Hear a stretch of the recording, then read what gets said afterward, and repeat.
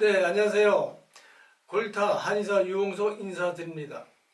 지난주에는 코엑스에서 MBN에서 주최하는 건강미 박람대에 초청되어서 거기에 준비하느라고 한 주 쉬게 되었습니다. 많은 양해 바랍니다. 네, 이번 시간에는 지난 시간에 미리 말씀드렸듯이 안티에이징, 즉 노화 방지의 제1번, 제일 중요하다고 할 수 있는 구분 등에 대해서 알아볼까 합니다. 우선 등이 굳게 되면 우선 외형적으로도 뭔가 힘이 없고 약해 보이게 되는데요. 그 이유는 뭔가 하면 이 등이 굳게 되면 자연적으로 무게중심이 앞으로 떨어지면서 이 보폭이 짧아지게 됩니다. 그래서 결과적으로 우리가 걷는 이 표정을 보면 아장아장 걷는 그런 어렸을 때 깐난아기가 걷는 그러한 모습의 걸음걸이가 나올 수밖에 없습니다.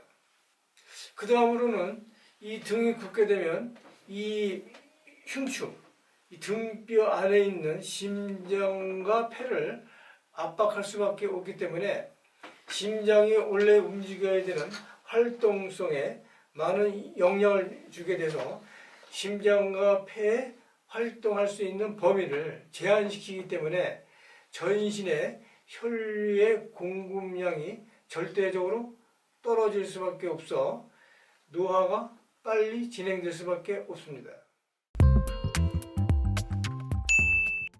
또 그 다음으로는 이 등이 굳게 되면 이 그림에서 보시는 것과 같이 이렇게 싱싱했던 등뼈가 이게 등이 굳게 되면 이 영양이 또 목뼈에 영향을 주게 돼서 혈압, 또 뇌혈관 질환에 대한 또 심각한 문제를 일으킬 수도 있습니다. 네, 등이 굽어서 목뼈에 영향을 준다라고 말씀드렸는데요. 그것은 뭔가 하면 등이 굳게 되면 자연적으로 머리가 이게 앞으로 떨어지게 되는데 우리는 이렇게 생활할 수가 없습니다. 우리는 억지로 해도 제대로 생활을 하기 위해서는 목뼈를 이렇게 위로 쳐들 수밖에 없는데 이 과정에서 뇌혈류를 공급하는 이 빨간색의 이 충골 동맥을 압박할 수밖에 없습니다. 이 혈관을 압박하게 되면 자연적으로 압력을 올려야 하기 때문에 혈압도 올라가게 되고 또 심장에도 과한 부하가 걸려서 심장병도 생기게 되고 또 이 눌려있던 혈액이 뇌 속으로 들어갈 때는 혈류의 속도의 변화가 생기게 돼서 뇌혈관 질환을 일으킬 수밖에 없습니다. 네, 그리고 이제 우리 한방 친구학 속에 나와 있는 혈 중에서 신주혈이라고 있습니다.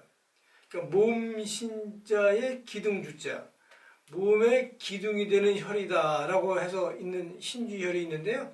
바로 그 신주혈의 위치가 세 번째 흉추 안에 움푹 들어간 부분이 바로 신주혈에 해당되는데요. 바로 이 신주혈은 등이 굳게 되면 이 혈자리에 압박을 주기 때문에 이 심장이라든지 폐의 면역력 등에 영향을 줄 수 있다. 이렇게 우리 한방문헌에는 적혀져 있습니다. 예, 기적의 골타요법 책 속에서는 등뼈 3번, 4번, 5번 뼈를 일명 장수뼈다 이렇게 표현하고 있는데요.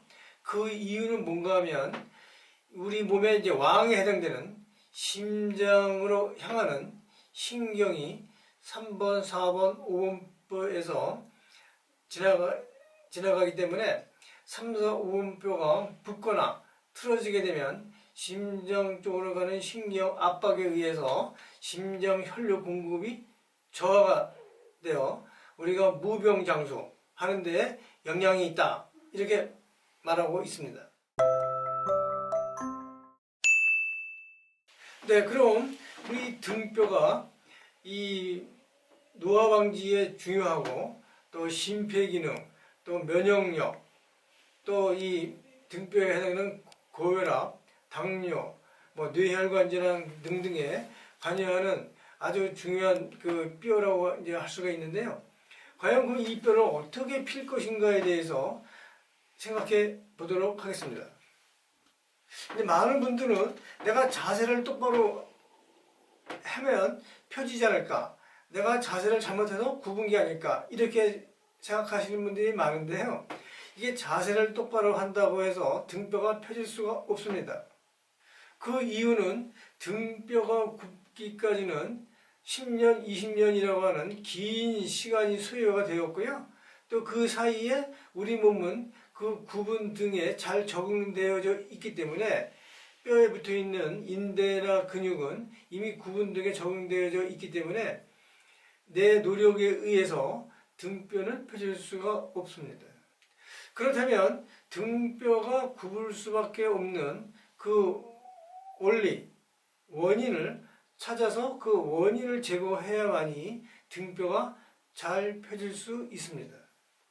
네, 등뼈를 피는 데 있어서 제일 중요한 부분은 바로 고관절을 정상화시키는 일이 제일 중요하다고 할 수 있습니다.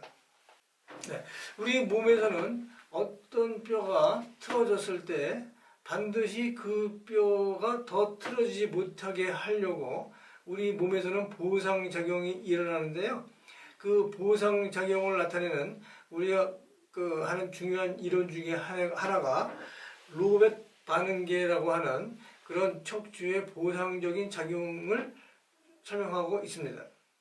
근데 이 로벳 반응계를 간단히 설명드리자면 요추 5번이 오른쪽으로 틀어지면 또 경추 1번이 같이 방향으로 틀어지고 또 요추 4번이 오른쪽으로 틀어지면 경추도 따라서 같은 방향으로 틀어진다고 하는 그런 이론입니다. 그러면 고관절이 틀어졌을 때 거기에 따르는 로벳 반응이 어디서 일어나느냐? 바로 흉추 7번에서 일어납니다. 따라서 고관절이 틀어지게 되면 흉추 7번, 즉 등뼈 7번도 같이 틀어진다는 그런 이야기입니다.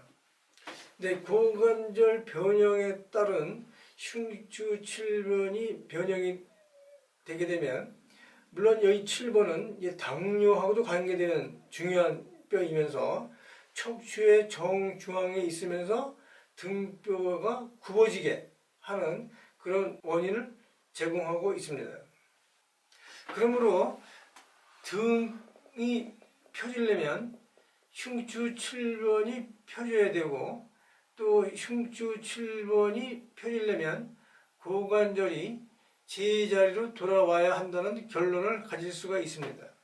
그렇기 때문에 이 등을 피는 데 있어서 가장 우선시 해야 될 것은 바로 고관절 운동이 되는 것입니다. 그래서 결론적으로 말씀드리면 등을 피기 위한 하나의 원인을 말씀드렸고요. 그래서 거기에 따르는 등 피기 운동은 1번이 고관절 운동을 하는 것이고요. 또 고관절 변형에 의해서 변형된 골반을 내려주고 마지막으로 문제가 되는 등뼈에다가 고정석이나 목침을 대고 자기 체중을 이용하여 등뼈를 압박해 주는 것이 등피기 운동의 3단계다 이렇게 말씀드릴 수 있겠습니다. 그리고 우리가 주위에서 신경 쓰면서 해볼 수 있는 그런 운동은 첫째는 거꾸로 매달리는 거꾸리 운동을 하는 것이고요. 두 번째는 철봉을 잡고 매달리기 운동을 하는 것이 또 그 외에 도움이 되는 운동이다 이렇게 말씀드릴 수 있겠습니다. 네, 도움이 되셨는지요? 그럼 다음 시간에는 척추를 망가지게 하는 나쁜 습관들에 대해서 한번 이야기해 보도록 하겠습니다.